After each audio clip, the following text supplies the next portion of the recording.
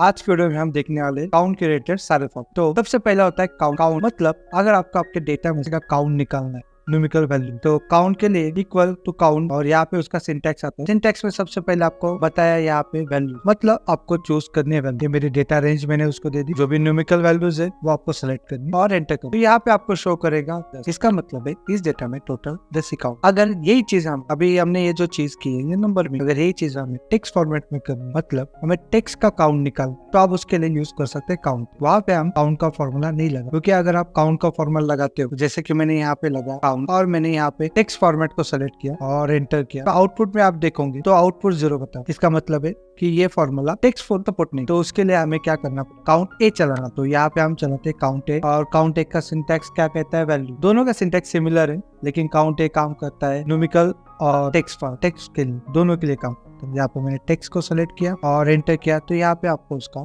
Count show करेगा। यही formula आप न्यूमेरिकल को भी यूज कर सकते हैं। उसके लिए आप यहाँ पे भी काउंट ए चला और डेटा को सेलेक्ट कीजिए और एंटर। यहाँ पे भी आप देख सकते हो ये जो फॉर्मूला है, इसमें न्यूमेरिकल प्लस टेक्स्ट दोनों का काउंट लाके। अगर नेक्स्ट कंडीशन में हमें देखना है कि अगर मेरे डेटा में से कोई सेल ब्लैंक, तो उसका वो काउंट लाके देता है। उस कंडीशन में हम यूज करेंगे काउंट ब्लैंक। काउंट ब्लैंक काम क्या करता है, आपके डेटा में से जितने भी ब्लैंक सेल्स होंगे उसका काउंट लाके देता है। जैसे मैंने डेटा को सेलेक्ट किया और एंटर किया, यहाँ पे आपको बताएगा मतलब आपके डेटा में 4 सेल ये ब्लैंक। तो नेक्स्ट बढ़ते हैं। नेक्स्ट फॉर्मूला है काउंट इफ। काउंट इफ मतलब क्या, अगर आपको आपके काउंट में कुछ कंडीशन, तो उस टाइम पे आप यूज करेंगे काउंट इफ का फॉर्मूला। जैसे कि मेरे डेटा में यहाँ पे नेम्स और अमाउंट, तो मेरे डेटा में दीपक कितनी बार रिपीटेड हुआ है उसका मुझे काउंट निकालना, तो उस कंडीशन में मैं यूज करूंगा काउंट। काउंट इफ का फॉर्मूला सबसे पहले आपको क्या बताता है कि रे मतलब कहाँ से निकालना, तो उस डेटा रेंज को आपको यहाँ पे सेलेक्ट करना है, कॉमा क्या निकालना, क्राइटेरिया मतलब क्या निकालना। जैसे मुझे मेरे डेटा में से दीपक का काउंट निकालना है, तो मैं दीपक के लिए डबल इन्वर्टेड में लिखूंगा इधर दीपक, और यहाँ पे ब्रैकेट क्लोज करके एंटर करूंगा,